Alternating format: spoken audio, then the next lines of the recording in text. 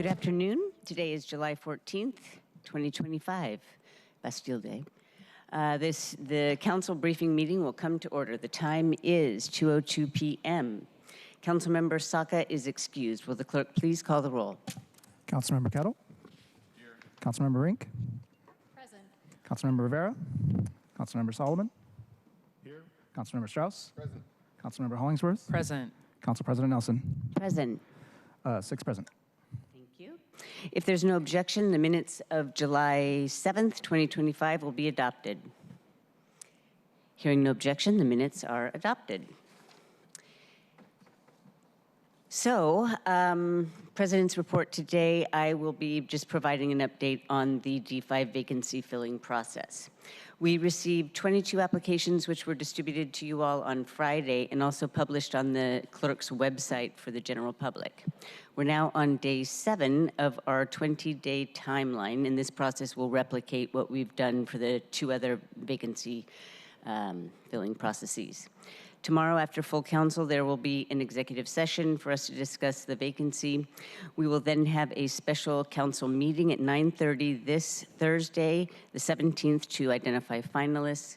There were 2 community groups who applied to host the candidate forum, which is part of the by law, we do that. And one proposed a Zoom meeting and the other that proposed a meeting in District 5. So I selected them to ensure accessibility for all and consistency with past practice.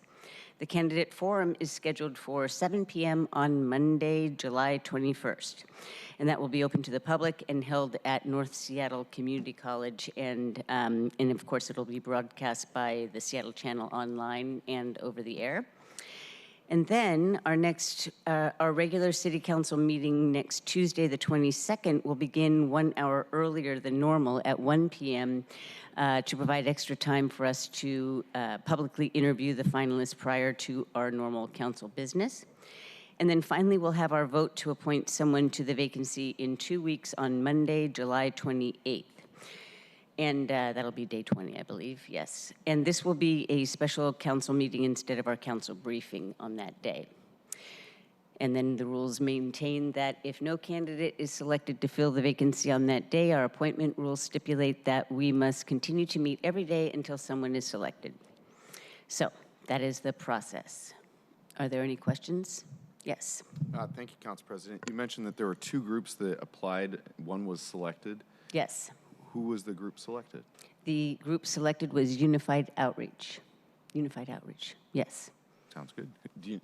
Are you able to share who the Zoom group was? It was a group of city commissions. I remember the Women's Commission, but I don't remember the others. But there was a handful of commissions. Thanks. I always appreciate in-person over Zoom every day. Indeed. All right, there are no proclamations for signature today, so we'll go right into blue sky. And this week's roll call rotation begins with Councilmember Kettle.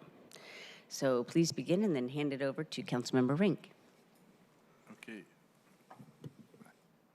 Council President, I want to start as always with Public Safety Committee. Our next. I don't think your mic's on. Wait, A, B, C, D, E, F, G, H, I, J. Okay, go ahead. I had to do the alphabet in my head to make sure that I wasn't, when I said hand it over to Councilmember Rink, that I was going in the right order. Go ahead. Thank you again, Council President. All right, starting again, as usual, start with Public Safety Committee. We do not have a Public Safety Committee this week.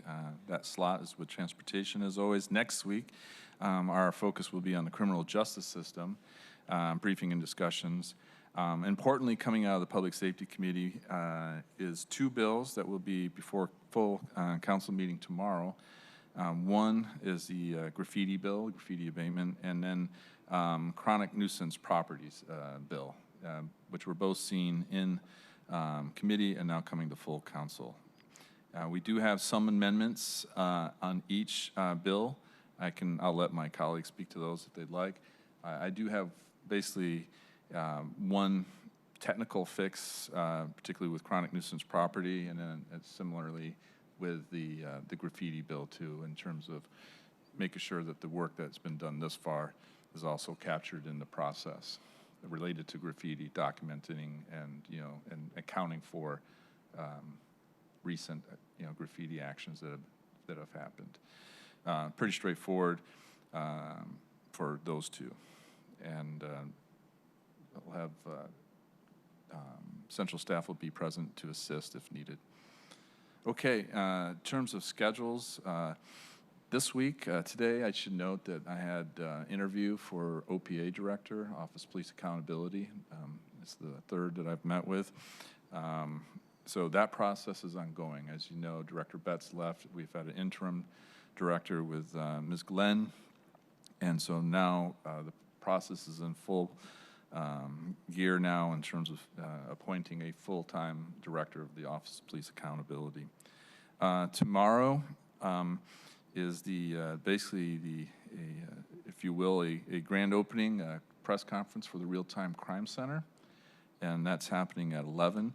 I've informed Councilmember Chair Saka that his team that I would excuse myself from committee a little bit early to run across the street at Seattle at the police headquarters for that press conference related to the Real-Time Crime Center. Speaking of the SPD, I'll be going to the North Precinct on Wednesday.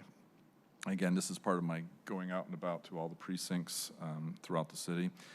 Thursday, King County Board of Health with my fellow colleagues who are on the King County Board of Health. And then Friday, I think it's important, and this has come up in different ways. It came up in the discussion regarding during governance accountability and Economic Development Committee meeting of working with our King County counterpart. So I have a meeting with my counterpart, both in terms of area of coverage, but also he is my sister committee in the King County Council, Jorge Barron. So Council Member Barron and I and team will be meeting on Friday to talk the various issues related to Public Safety Direct and back to the committee meeting, some of those tangential pieces as it goes to the budget. For next week, there will be a Creating a Safer Seattle Community Forum on Monday. This is Chief Barnes as he's going about. And that will be at the Queen Anne Community Center. I'll be at the Birds Connect Seattle ribbon cutting. They got a new headquarters on Olive Way on Wednesday. So if you're any birders out there, Birds Connect Seattle. And the Puget Sound Regional Council Executive Board is on Thursday. So so that's next week. And separately, I just wanted to note that I really appreciate the Downtown Community Council coming. We had a full group come to the Sam Smith to talk to the issues related to downtown, capital D downtown. So not Belltown, not South Lake Union, not the CID, not Pioneer Square, but the area that's in between all of them, the greater, the distinct downtown. Also, I had a meeting with the First Avenue Transit Alliance talking about bus service on First Avenue and the need for it and ideas about it. And the group has also reached out to many of you, my colleagues, also on the county side, obviously King County Metro, engaging regarding First Avenue bus service. And I did have it on my list as somebody who studied and lived more than once in France. I also wanted to wish a happy Bastille Day to all our French connected residents and or Francophobes. Happy Bastille Day. Thank you.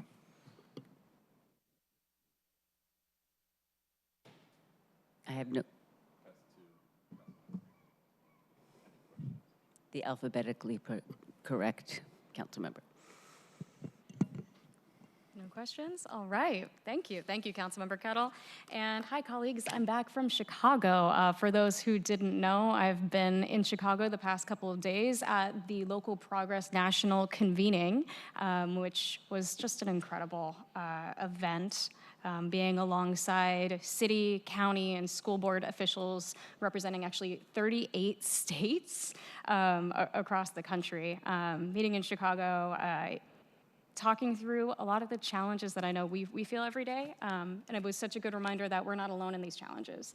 So many cities across the country are facing structural budget deficits, are dealing with the ramifications of the big betrayal bill and what it means for their residents, and also coping with this mass deportation agenda, which is just fueling cruelty across our country. So it was a really incredible past couple of days, just meeting and connecting with city leaders across the country, talking about these issues, but also caucusing on legislation. I had the opportunity to sit down with elected officials from 9 other cities who have also passed algorithmic rent-fixing legislation, being able to compare notes and figure out how certain cities tackled that policy issue, but also attending workshops related to immigration, housing, displacement, World Cup, and surveillance technology. So it was a really incredible past couple of days. We even got to hear directly from the mayor of Chicago himself as well, giving a really incredible speech. So very excited to bring forward and chat with you all about some of the ideas that have come out of this event. And I'm just really happy to be back and continue the work. And also I'll close on this note by saying we have a lot of friends across the country. And the more that we can find ways to work with other cities and elected officials in other cities, again, who are facing many of the same challenges we are, I think that would certainly be a good path forward. So on that note, going to Select Budget Committee on Wednesday. At this upcoming Wednesday Select Budget Committee meeting, we will be continuing our discussion on the Seattle Shield Initiative B&O tax rebalancing proposal that begun in the July 2nd Finance Committee. This will be a bit of a reprise of that session with an added bonus that all members of this body will be able to get this information and briefing at the same time. And as a reminder, the proposal would raise the B&O tax threshold exemption from $100,000 to $2 million in gross revenue gross receipts, and create a new B&O deduction up to $2 million.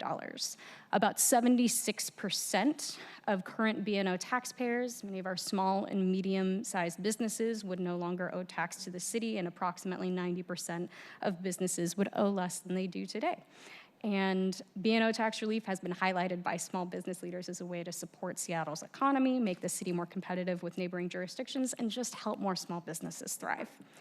And we crafted this legislation in partnership with the mayor's office with 3 simple goals in mind: shield critical city investments from cuts in a very challenging budget environment, shield small businesses from the impacts of rising costs, and shield our community from the massive cuts in federal funding we all know are coming.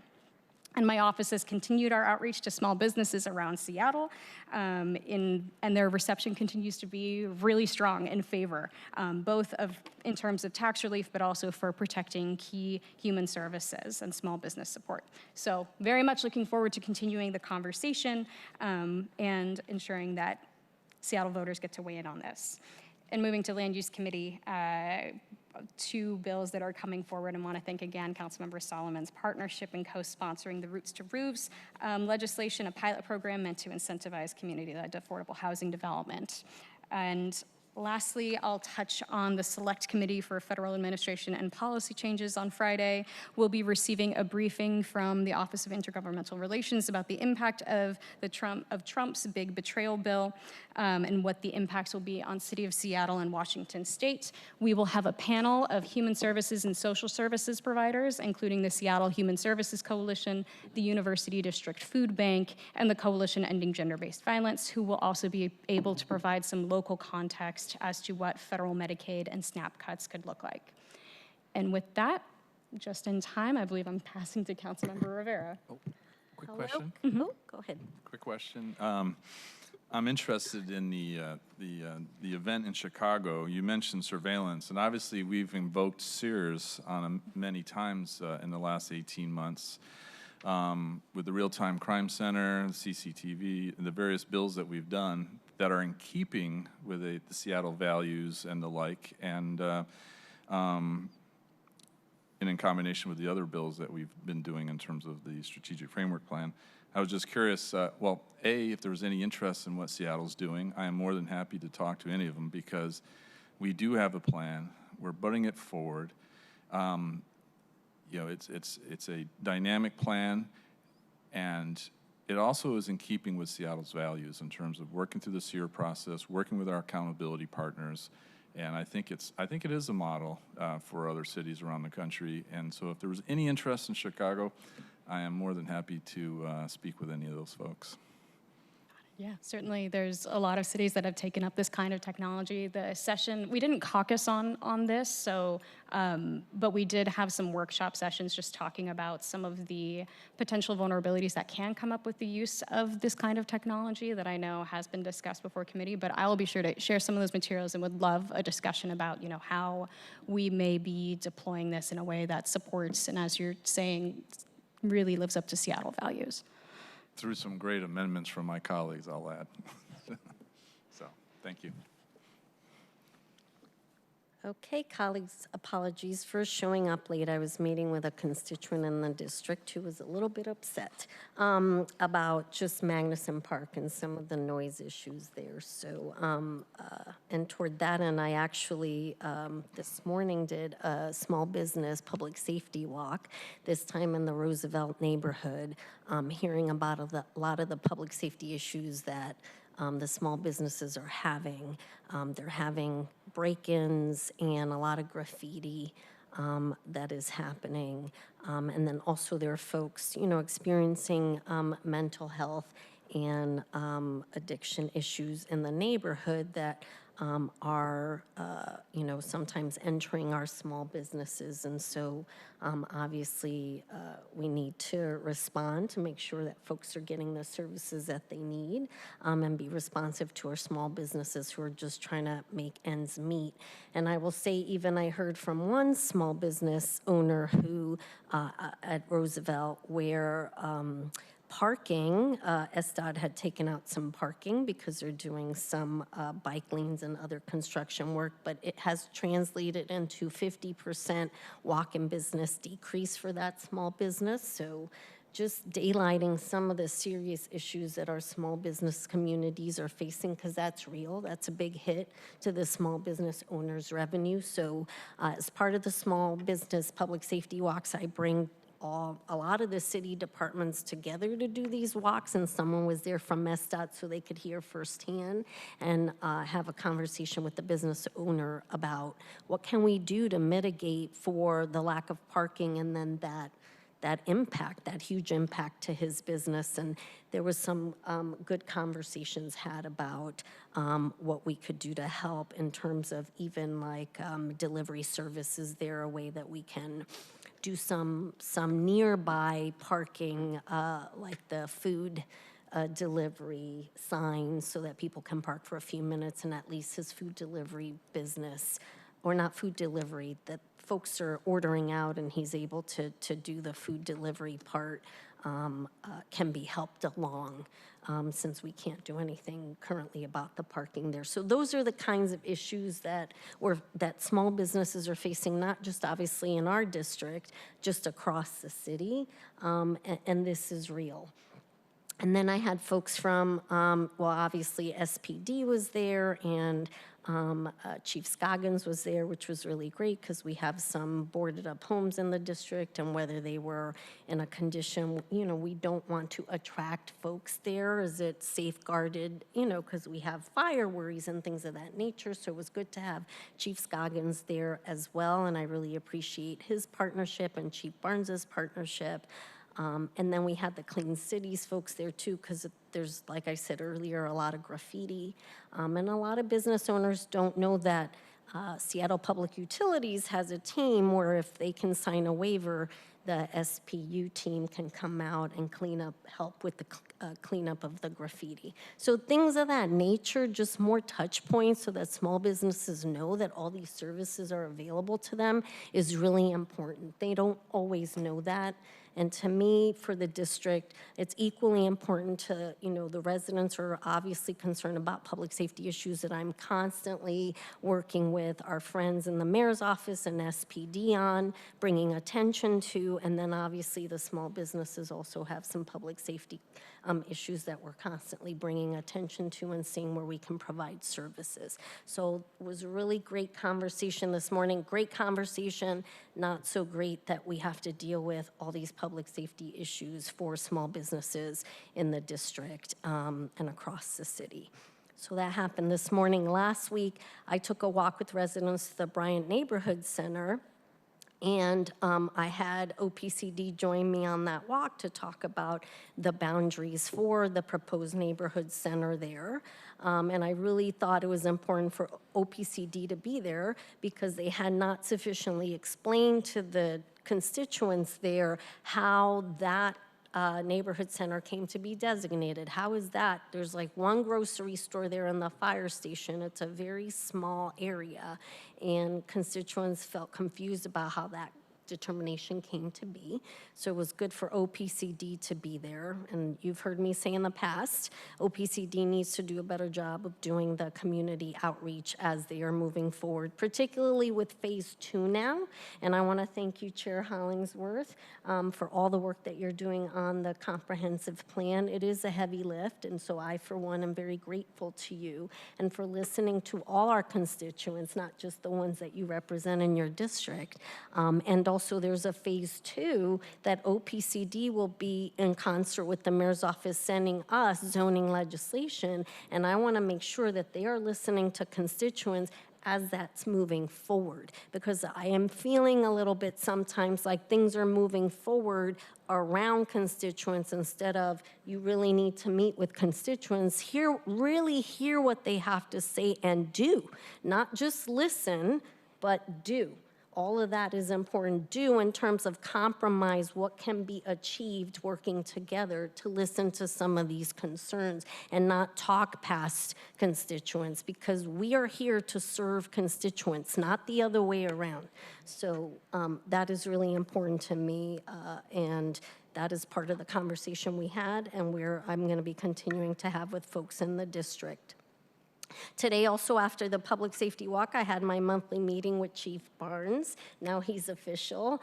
Sadly, I was not able to go to the swearing in last week. I was so happy to see that it was in community at NAM, so that was really great. And tomorrow, I will be also seeing, luckily, Chief Barnes again and SPD, our friends, because they're actually having a series of public safety community meetings across the city, and our district has theirs tomorrow. So I'll be joining them there at the Magnuson Park Community Center from 6 to 7:30. And hear from the chief about his views on community policing. One thing that I really am super appreciative is that, and I've talked to Chief Barnes about this a lot, but just his approach to community policing, and that really means working with, doing the outreach and working with community members to hear them and to really partner with them to solve some of these public safety issues that have really taken hold in this city. And I really appreciate that, because we really need to, as I said a few minutes ago, listen to community as we're doing this work, not talking past community, but working together. It's the only way that we're gonna be able to make a big difference in Seattle is by working together, all of us. You know, the mayor always talks about one Seattle, and I agree on that part. We are one Seattle. We all make up Seattle, and our city departments are part of that one Seattle, and we all need to work together toward a current and a future Seattle that's going to work for everyone and that's going to be safe for everyone that's here. So I really appreciate his commitment to do that community work.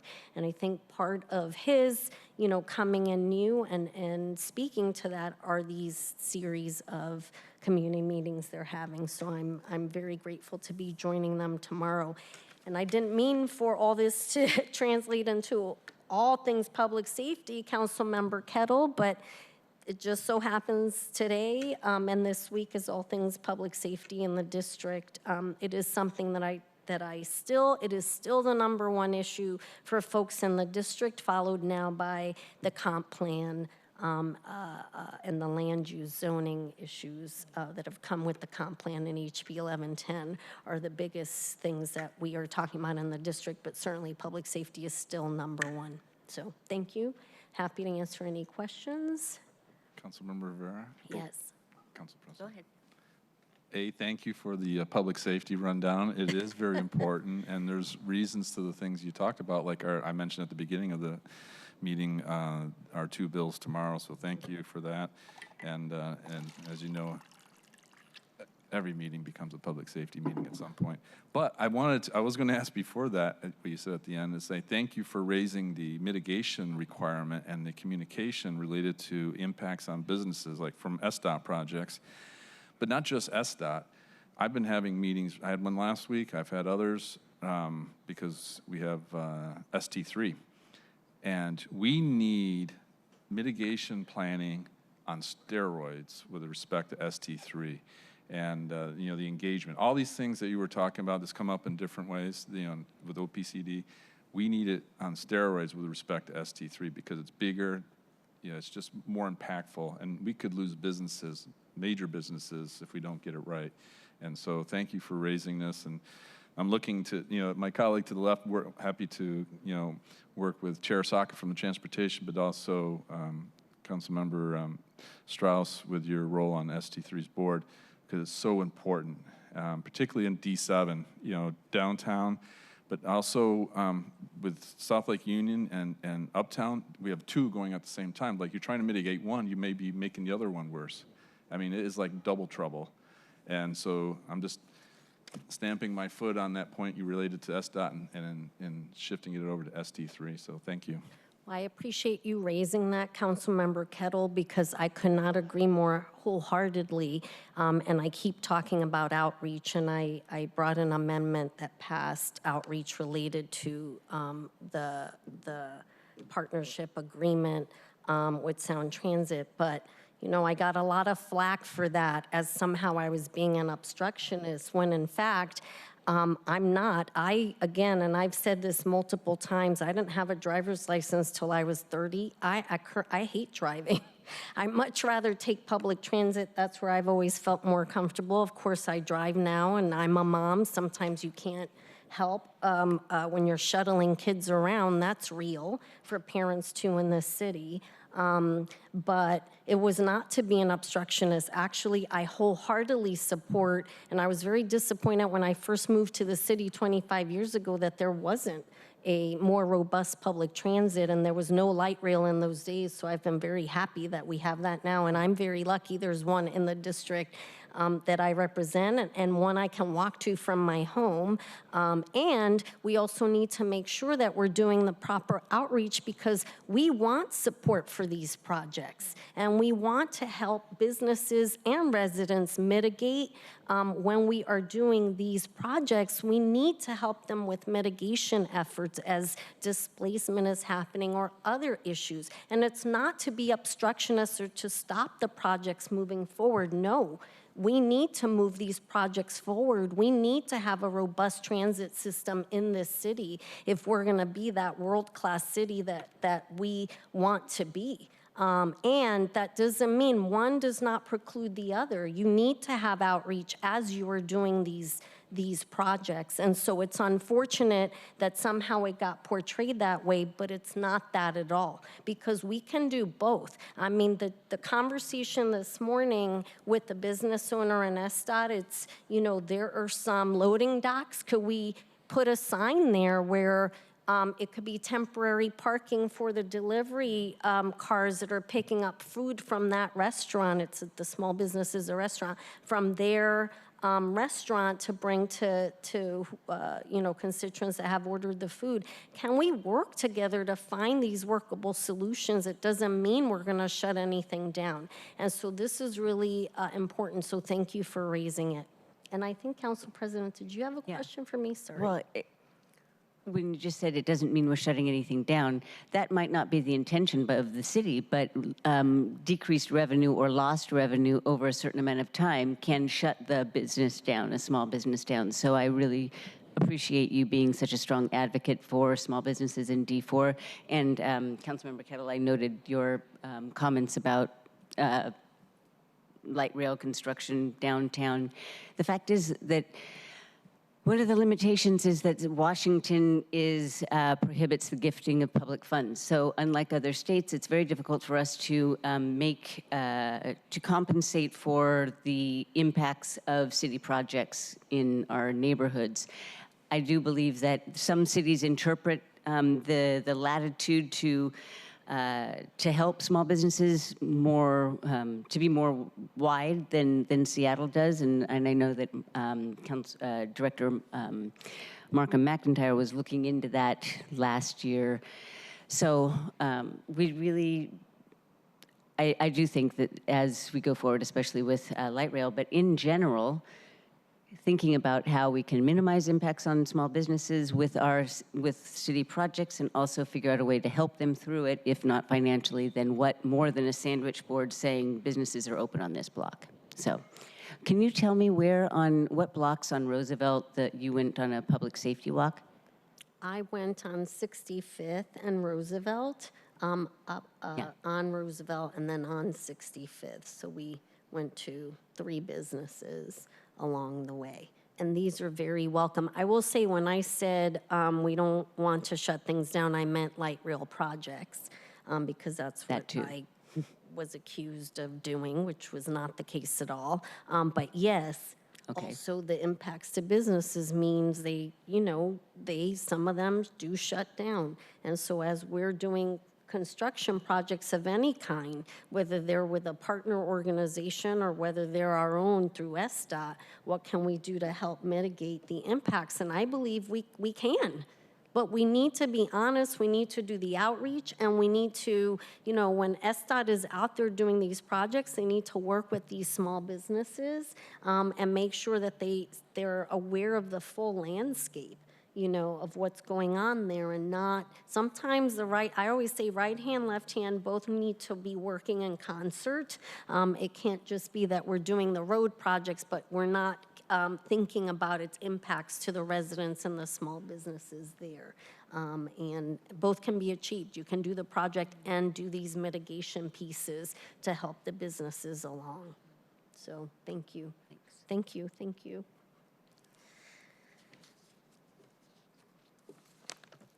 Trying to find my alphabet. Go ahead. I think you're next. Yep. All right. Thank you very much, Madam President. Just jumping right in, the Land Use Committee that was scheduled for this Wednesday is actually going to be canceled. A couple of reasons for that. One, looking at the subdivision thing, we've already been briefed on it. There's really nothing more to say about it. The roofs to roof, that is still being worked. There's some things central staff is working on, so there's really nothing to update people on. So why meet for the sake of meeting? So your Wednesday afternoon is free. Let's see, this past week I met with the Tubman Center for Health and Freedom. They actually provide gender-affirming care, reproductive care. They have 2 locations in D2. They're looking at putting up a 3rd one near the Rainier Beach Light Rail Station. They had specific asks, and we're seeing how we can support them in their asks.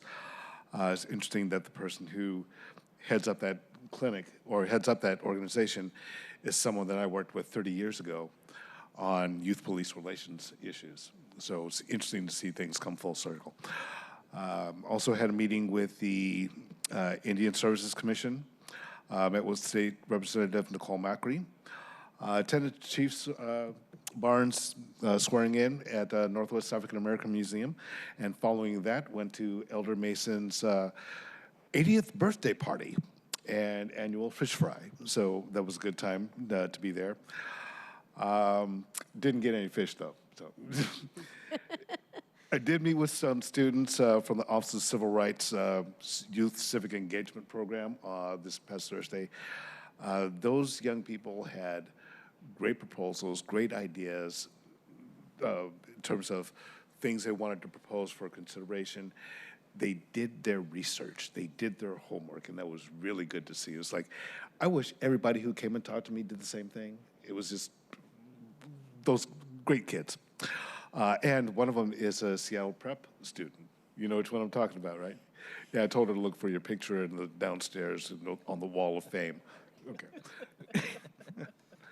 On Thursday, I said, don't be shy. Excuse me, what wall? I'm sorry, I didn't hear you. The Wall of Fame. We actually have a Wall of Fame with our colleague posted up in her basketball gear.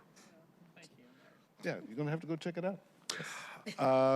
Okay, have I embarrassed you enough yet? It's okay. You can keep going. Oh, keep going. Okay, good. Keep going. We did have staff that attended the Seattle Sports Commission celebration of Seattle women's sports on Thursday. I actually was attending the Community Safety Forum in Rainier Beach with Chief Barnes, Chief Scoggins, and Chief Barton. So all of them were there. And then yesterday we had, team was able to this past weekend, the team was able to participate in the one day of service, actually doing some litter pickup down in the Chinatown International District. Coming up this week, we'll be doing, basically attending a groundbreaking at 4001 South Webster. This is a project that NHTSA Staken is doing that I had a chance to do the SEPTED review of prior to them actually completing the project or the design of the project, and based on my input, they actually revised what it is that we're going to build. So I'll be attending that. This Thursday, two of us will be, Councilmember Strauss and I will be doing Council Edition with the Seattle Channel. And on Friday, we've got a series of meetings, meeting with First Tee regarding some issues at the Bill Wright Golf Complex. Fathers and Sons Together. We will have, I'm also meeting with a group of small landlords on Friday to talk about some of the housing issues and housing concerns. And then we have some events coming up, meeting with Friends of Little Saigon, attending the Chinatown Seafair Parade. So, yeah, kind of a packed week. And I will close by saying that I did have the honor of being in Paris on Bastille Day. I won't say what year, because it was so last century. But yeah, there's something magical about being, dancing on the banks of the Seine on Bastille Day. So it was kind of cool. Très bien. Now you can swim on the Seine, Yeah. apparently. At that time, I would not have even thought about it. I think you could have then. Yeah. Councilmember Strauss. Thank you, Councilmember Solomon. Colleagues, I've got a number of different categories of updates today, both within my internal committee and with my external committees. We'll start with the internal committees. I'm going to focus on the Native Communities and Tribal Governments section of my committee, which is I had a wonderful meeting last week with the Suquamish Tribal Council. The entire Tribal Council was there. We were able to discuss government-to-government relations, a number of local issues, and Councilmember Kettle, I brought up the emergency access in Magnolia that we are looking to create between the Marina and 32nd. While they couldn't give approval in that meeting, it was a very fruitful conversation, and it proved that when we speak with the tribes first, everything is easier because they are a separate government that we have to consult with. And what I've found is time and time again, when folks don't consult with them up front, it creates more problems in the back end. So we're taking the right first step right away. As well, in September, there will be the second ever Tribal Summit. And so in committee, we had planned to have it already in committee this month, but we'll be having it in August due to the updates that are coming next, with an update about the progress since the last Tribal Summit. So that's very exciting. Again, the last Tribal Summit was the first of its kind ever to have government-to-government meeting here at City Hall between tribal elected leaders and elected leaders within the city of government. Moving on to finance side of the House as well, we'll be utilizing the Select Budget Committee in the next few weeks to ensure that everyone has equal access to voting and bringing amendments forward. Again, anyone and everyone is welcome at any one of the finance meetings. Within this body of work, we have to pass the supplemental, the carry forward, the FIFA appropriations, an interfund loan, and consider the B&O Shield Protection Law. this all needs to be done before recess. And so there's going to be a lot of work over the next few weeks. I'm going to start with B&O. And starting to give this update.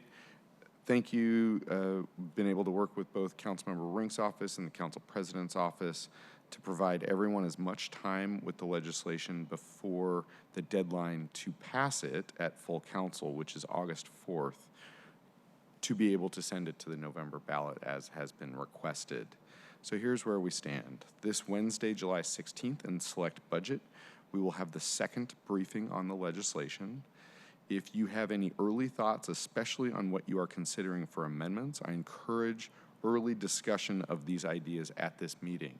We've already received a briefing on the underlying legislation, so we will have that briefing once again with more. You can have the pieces of paper in front of you. The corrected version has been attached to the agenda, etc. Other than having a briefing on the underlying legislation, which we've already had, there's no new information unless you have amendments to discuss. And so we will have a brief overview, and then I'm requesting if you do have amendments, be able to talk about them. Amendment concepts will be due to central staff the following week on July 22nd. So this is like every other process that we've used. I think we're in this process with a comp plan currently. There's concepts in the final. Concepts are due to central staff by July 22nd, and final amendments will be published with the agenda by July 28th. Then our long-scheduled July 30th Select Budget Committee that had a much different purpose when we originally scheduled it months ago, we will vote on amendments and the underlying legislation. We had discussed about moving this up a week to either July 25th or 23rd. Councilmember Solomon is hosting the housing meeting on the 23rd, which does not allow us to meet at that time. And at this time, we solicited feedback from colleagues, but there were quorum issues for the 25th.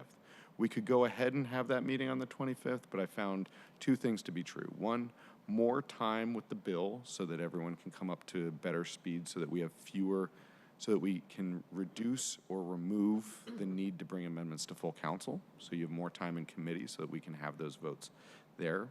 That was the other. So more time for you, and then wanting to make sure everyone had a seat at the table. That does put us up against the August 4th meeting, which is the last day to send it to King County for the November 4th ballot, which has been requested. So we've worked with Council President and Councilmember Rink on the schedule to give us the most time possible to consider this legislation. And to accommodate that extra time, as I've just described, if there is a split vote on the July 30th Select Budget Committee, we will need to pass a motion for the legislation to be referred to the August 4th full council meeting. Under the council rules, we are able to refer it to that council meeting with a vote of the committee and consent from the council president. And Council President, I know I've seen an email from your staff indicating we're moving forward on July 4th.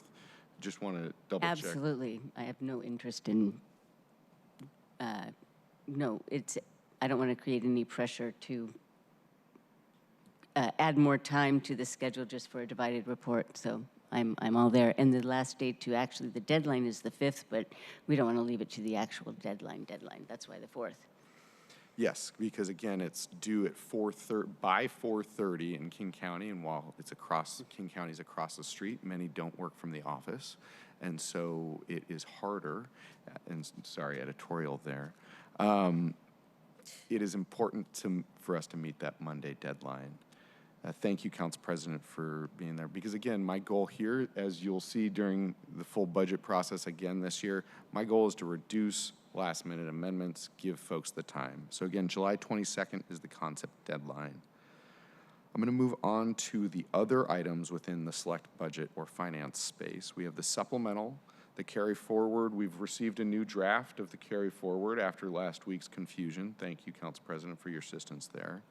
We have the FIFA World Cup initial appropriations. We've already set this money aside in last year's budget, and now it is to appropriate it on the line item specific items such as bollards and public spaces. So we'll be taking that up, as well as we have an interfund revolving loan ceiling change. We can get into that It's very straightforward. It makes good sense. Just want to note that those are four pretty meaty items. And so after in select budget committee, we'll have the B&O legislation that we've discussed. Because the carry forward has just been sent down to us just late last week, I believe, it is not ready to be posted to this week's committee. And so we will have it discussed as part of the supplemental budget, because for me, it is important that these two things go together. The money that we are carrying forward from last year, and then what additional appropriations are we putting into this year's budget. Those conversations are knitted for me. And so we will then, from there, discuss the FIFA World Cup appropriations, and then finally, this interfund loan regarding human capital management systems. I'm going to pause there before I get to full council, Sound Transit, and District 6.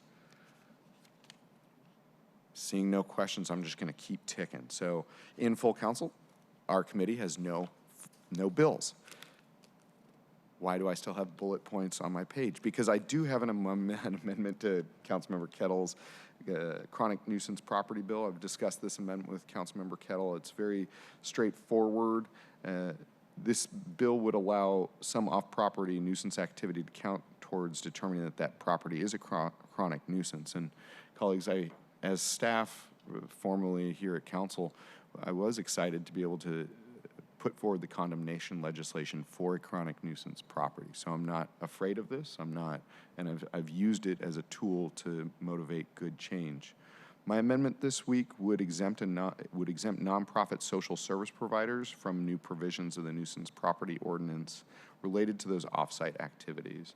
Really, the concern here are places like food banks, because I know in our district, the Ballard Food Bank in particular, there's a lot of issues that are going on in the community that are not their fault, and really are the city of Seattle government's job to deal with.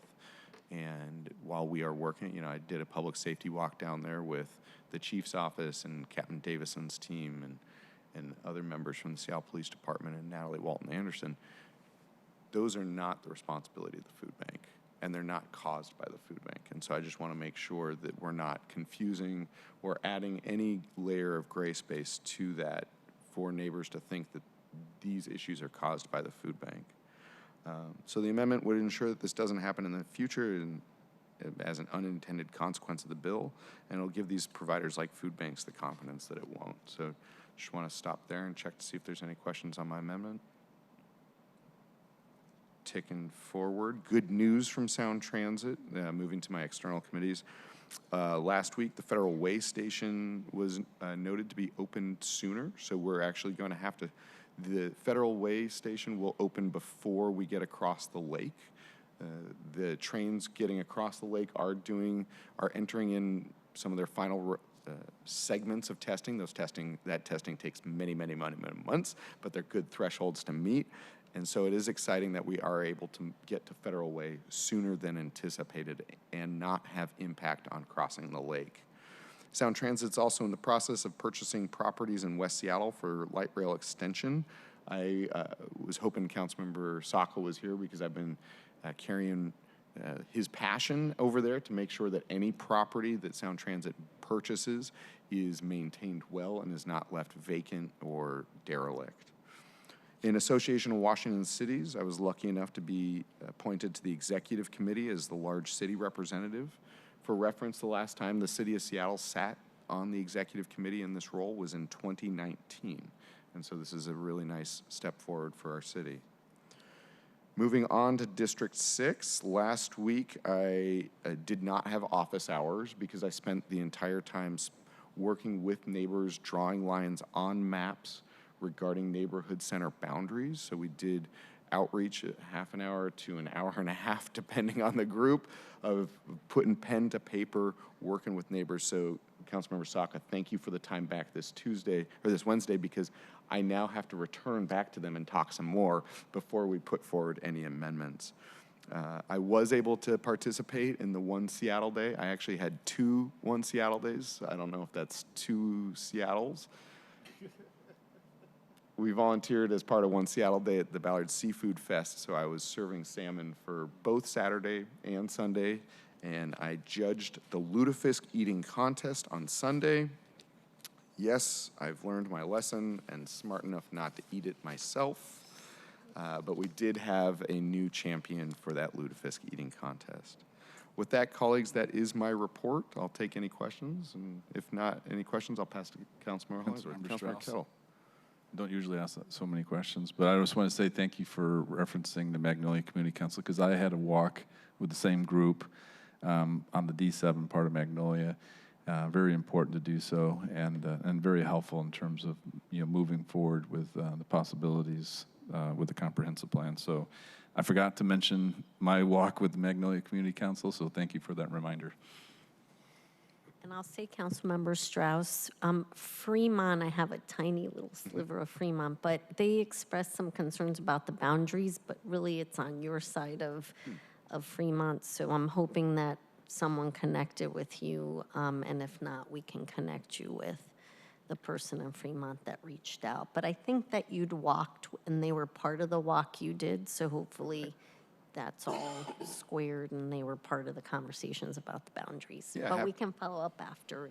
Happy to follow up. We have boundaries of the Fremont Urban Center, but then also the Upper Fremont Neighborhood Center. And then the Tangletown is actually up against the Wallingford Urban Center. So we've got a lot of shared boundaries. Yes, and I've heard from both groups, but they are related to the neighborhood center. Right. Both in Fremont and in Tangletown. Wonderful. So yeah, just let us know their name. It sounds like they were probably on the walk already. And we weren't able to bring everyone from the walks to the conference table meeting, because what I've found is that if you have more than 4 to 5 people, that means that not everyone's voice gets heard in those meetings. And then people feel like they've come to the meeting without getting to have their voice expressed, and that's a challenging expectation to manage. So, any other questions? Over to Councilmember Hollingsworth, Hall of Famer, Councilmember Oh, Hollingsworth. my goodness. Thank you, Councilmember Strauss. Thank you. I have no response besides thank you. The Parks Utilities Technology meeting will be Wednesday, July 23rd at 2 p.m.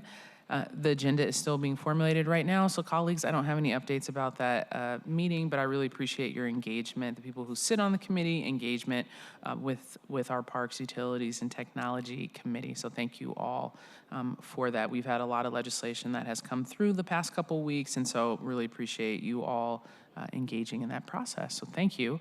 Upcoming meetings, we have the Select Committee of the Comprehensive Plan. That will be Monday, August 4th at 9:30 a.m.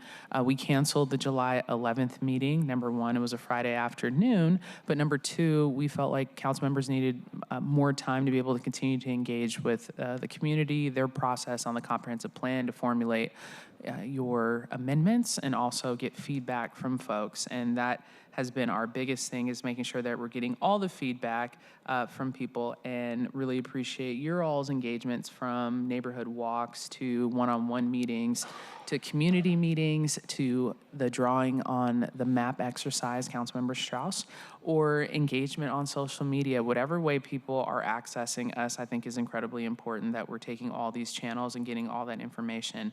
And we've been in close contact, obviously, with central staff about some of the concepts and people are working on, and it's, or that we're working on. Obviously, those are not shared, but just really appreciate the engagement that you all have with this process, and how important this is to our city, because I think we have been hyper-focused the last, I don't know how many years, on building a city, and now we have the opportunity to really build a home for everyone, and that is what is important.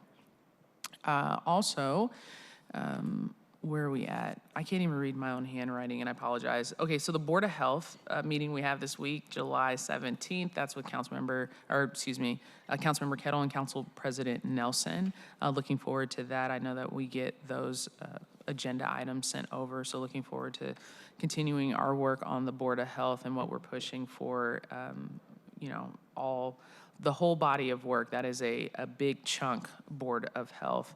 I don't have any other regional committees. I guess want to highlight, I do have an amendment with the graffiti ordinance that I'll be bringing to full council tomorrow. And let me back up. I first want to say that I know that we have tried to distinguish what is art versus tagging or graffiti. And I wanted to highlight, I have, since last year, have been talking about Capitol Hill being the Wynwood neighborhood of the West Coast. Colleagues in Miami, Wynwood neighborhood is a beautiful neighborhood full of murals. And I want to thank the budget chair, Councilmember Strauss, added in his package money for murals on Capitol Hill. And so those are in the process with our arts departments of being formulated just like we have in Belltown. And so that was a big thing for us to identify community groups and that process to happen. And so really happy about that. We also had in our chairs package, so thank you, Councilmember Strauss, also money that went to paint the bathroom at Cal Anderson. And so that process will continue. We haven't, they have, working with parks to figure out, you know, what are the next steps so we can ensure that we have a vibrant Capitol Hill, and also have been talking to our executive and the executive and parks department so we can continue to save Hot Rat Summer, okay? And a lot of people love the Hot Rat Summer and the mosaic that's absolutely gorgeous and beautiful at Cal Anderson on the Lincoln Reservoir, the gate, the historical landmark that is on the south end of Cal Anderson on the reservoir. And I know that a lot of people, Councilmember Rink loves Hot Rat Summer, and so we want to save that, and particularly the murals that are on Capitol Hill that create this vibrancy and color and artwork is important for us to distinguish that from some of the tagging that's happening. So I do believe that there's a difference, there's a delicate balance, and we have been advocating for that, and want to thank one of our public commenters for advocating for that, Bennett, who has come to our parks meeting and has also been advocating for that on Capitol Hill as well, and has put a sign. It's become a ritual. People have left candles and flowers and all different things because they want to save Hot Rat Summer. Saint Rat is what is, they are, I don't know what but they're something, and it's a rat. So they will just, it's a rat. That's all it is, okay? And it's fluid, and we love it. So we will continue to work with the mayor's office and and the Parks Department on that. So thank you to the community who brought that to our attention. Last but not least, I also want to bring up, and I sent their regards, and I was going into your district, Councilmember Kettle, but I know you don't mind if I go down there. Had the opportunity to see the soft opening of PCC downtown. Just wanted to thank PCC for coming back to downtown. It's a new model. It's PCC markets, corner markets. It's a different concept and something that they would like to continue to expand throughout the city, because every neighborhood might not need a full service grocery store. They might need other types of grocery stores and models. And I think this one can be incredibly successful. So I had the chance to connect with the, obviously the CEO and a lot of people there that I have been talking to for a long time. And I know Councilmember Kettle, you're a champion of grocery stores, from the Safeway on Queen Anne and all the Trader Joe's. I can name off all the grocery stores in everyone's district. But I do want to highlight, and I will bring this up, I continue to be concerned about the 2 QFCs on Broadway. And I have brought that up numerous times on social media, in meetings. I do continue to be concerned about those 2 grocery stores and the impact of what they mean to the community if we, the city, does not continue to improve our some of the services that we need and engagement for those grocery stores. During my tenure, we've lost 2 grocery stores in my district. Colleagues, I don't want to lose another one. So I take it really serious when we don't have a food access point, because it's not just the consumers. Think about all the meal programs and food banks that extend the life of that food from that food access point to put in back into the community. And that's what it really means to a lot of people, is another drop-off point or pickup point that they don't have to receive food. And so that's what it means to the community. And I will end on, that's not a sour note, but hot rat summer. That's a good note. So I have a question. yes. Whoever. Okay, I'll go ahead.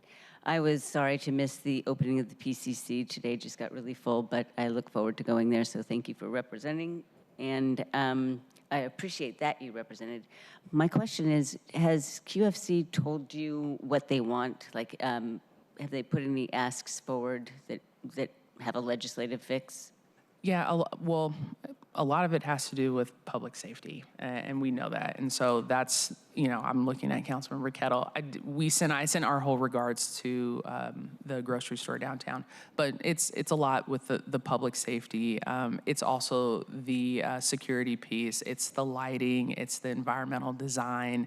It's a lot of things that we can invest in as a city that will make that experience be better for some of the grocery stores. And then it's also just them having a direct line to folks that can address some of the issues immediately, or just say, hey, we're listening, or the communication back and forth from departments. Some people have said, well, what are some of the legislative stuff that you're thinking about? It's not necessarily legislative things right now. It's just better communication from city departments to our grocery stores and identifying some issues. So they feel like they have the support, just like our small businesses. They feel like they have the support to navigate some of the issues that we see on our streets. Thanks. And I just want to thank you for raising it, because we've lost a couple grocery stores in the D4 as well. So this is happening across the city, and it is a real issue for folks. And particularly, we lost a Safeway, and it was the one closest to folks that live at Magnuson Park. That's a huge deal. So thanks for raising that. This is this very much is an important piece. And I agree, Councilmember Hollingsworth, that a lot of this is, there needs to be better communication also, so that folks understand, including our grocery stores, what the impacts are to community when they do close, and how can we better support them so they don't, and folks have access to food. Same with the drugstores, but that's, I know, another issue. But a lot of the grocery stores do have drug stores in them, and so that's really having an impact on folks getting their medications. So, the impacts are big. It's the pharmacy piece in those grocery stores. And no, you're okay. Every store. No, you're good. You're good. And I also want to highlight, every grocery store is very different. Some grocery stores accept SNAP, some accept Fresh, but it's very different. So I know oftentimes people are like, oh, but there's also these grocery stores. I know the Safeway you're talking about, there might be Met Market and QFC, all these other ones, but there's a different audience that different grocery stores serve, especially when you're looking at SNAP and food access and those types of things. So thank you. Absolutely. Yeah. And Councilmember Rink, sorry. Councilmember Hollingsworth, thank you for saving Hot Rat Summer. You knew I'd be excited about it. I didn't save it. I just said, please don't paint over it. And then let's have more of Hot Rat Summer. So yeah. Well, thank you, colleagues. I would encourage you to make the pilgrimage out and visit it. And it might seem silly to be excited about a mosaic of a rat, which is beautifully done, by the way. But these are the little place-making things, the little things that kind of bring character to the city. I mean, what is, how we may be talking about Hot Rat Summer right now, maybe the origins of the gum wall, or other key destinations, the Lenin statue or the troll. These are how destinations are made and what makes our city really alive. And so I encourage you to visit Hot Rat Summer, and thank you for your leadership on this, Councilmember Hollingsworth. I got a lot of outreach as well. Awesome. No, that's good to know. Thank you, Councilmember Rink. And then I will pass. I'm sorry, I have to ask. Is this an intentional or unintentional nod to Frank Zappa? It is unintentional. I am sorry showing my age. You're showing your age, but yet I am older than you, Councilmember Strauss. You're just more knowledgeable. Yeah. Yeah, no, but yes, I think art is incredibly important. The Wynwood neighborhood in Miami is one of the most gorgeous neighborhoods in the country, and people go there to see the beautiful murals that are painted all across. I've been there multiple times. That's what Capitol Hill should be and will be. And Wynwood is a gentrified neighborhood, so it really was, they put a lot into uplifting that neighborhood, and the murals were a huge draw to it. Yep. So, yeah, I've been there. It's beautiful. gorgeous. Yeah. And that's all I got, Council President. I guess it's off to you. All right, thank you. You mentioned grocery stores, or you answered my question about the grocery stores. And while they all have different features, pharmacies, not pharmacies, cater to different clientele, for the most part across the board, they are all fairly low margin, really thin margin for what they can, the amount of loss they can take if some of the public safety problems keep persisting. So that they do have that in common. And so anyway, that leads in a little bit into my topic. Last week at the Governance, Accountability, and Economic Development Committee meeting, we had our first briefing and discussion of of Resolution 32174, which I'm calling my Progressive Public Safety Initiative.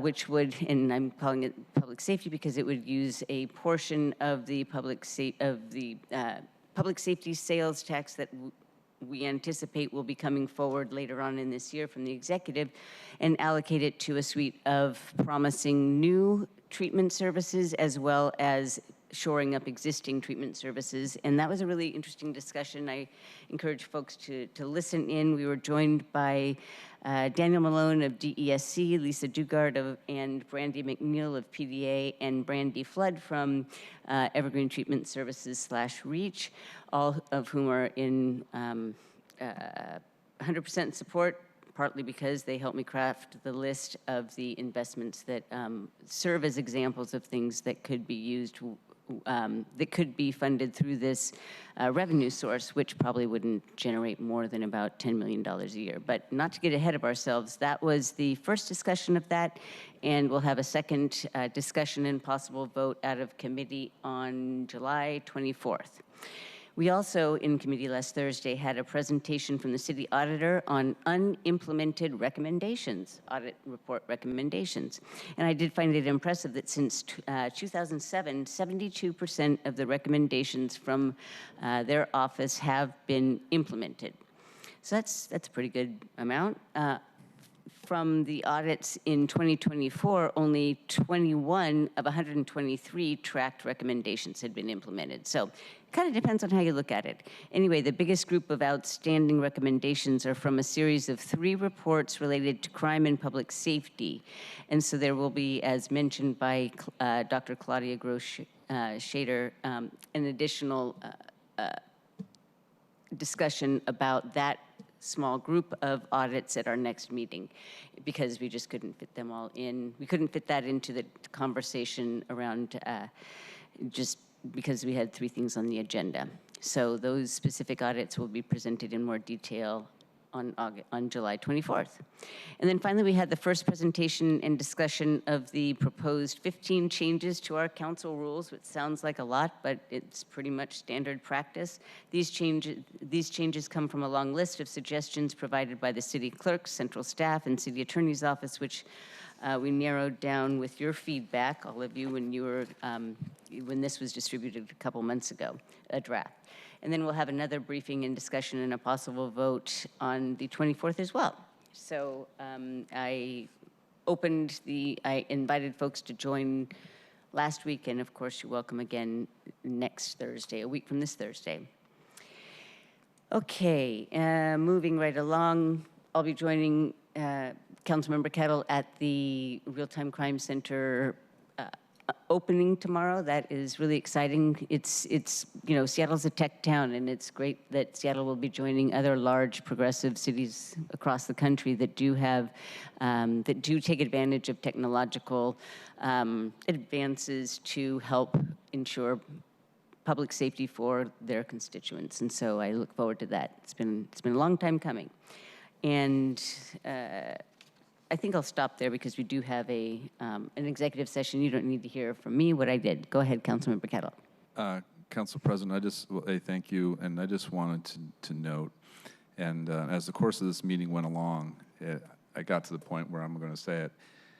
Probably all of us read an article in the Seattle Times this weekend, and it's extremely frustrating to read it. You could just listen to this meeting. Walk a mile in our shoes, you know, not just the district representatives, but also the citywide in terms of the public safety challenges that we're facing. You know, this is expectation management. We have a lot of public safety challenges. We're working them, and there's more to do.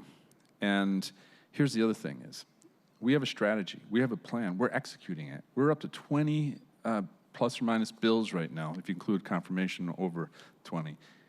This is about putting the bills out there, and 25 is about implementing and operationalizing these bills. This is what's making a difference on public safety, and we're in a bridging function right now in terms of getting to where we need to be on public safety. So to be blunt, when I read that article in Seattle Times, I just scratch my head and I go, what in the world? Walk a mile in our shoes, because we deal with this day in and day out.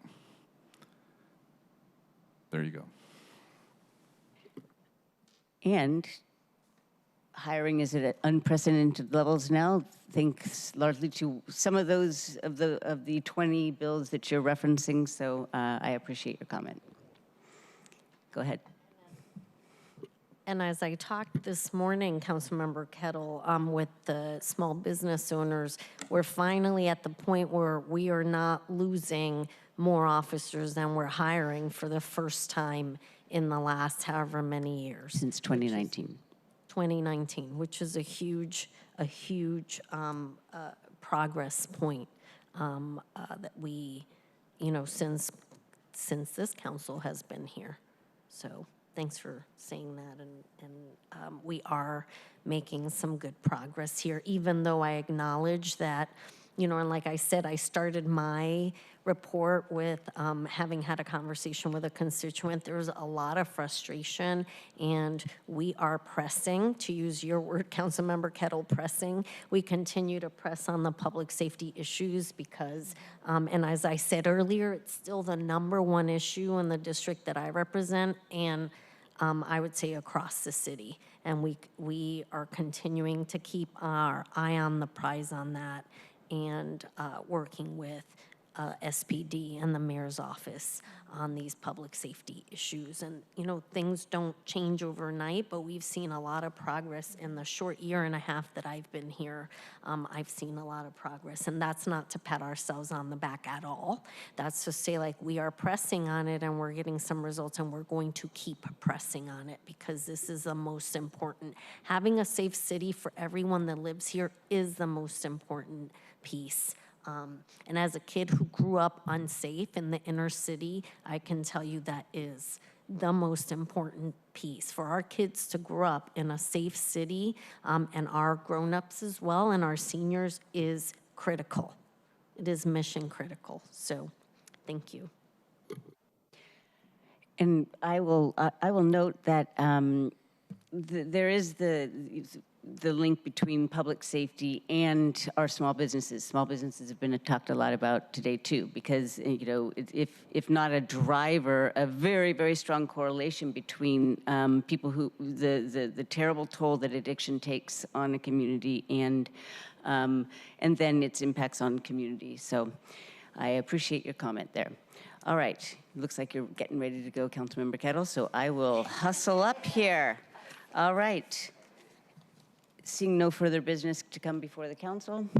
Okay, we will now go into an executive session. As presiding officer, I'm announcing that the Seattle City Council will convene into an executive session, the purpose of which is to discuss pending, potential, or actual litigation. And it's an opportunity for us to talk about confidential legal matters with the city attorney, and we are watched over by a monitor who makes sure that we're not getting into policy. Let's see, now I have to add 75 minutes to the time right now. So if it's now 3:15, 60 is 4:16. Let's say about 4:30. Yay, Thank you, Councilmember Rink. All right, so I expect the executive session to end by 4:30, and if it goes longer, then I'll come on and say it's gone on longer, but if it ends earlier, this meeting will adjourn automatically. Thanks, everybody. Thank you.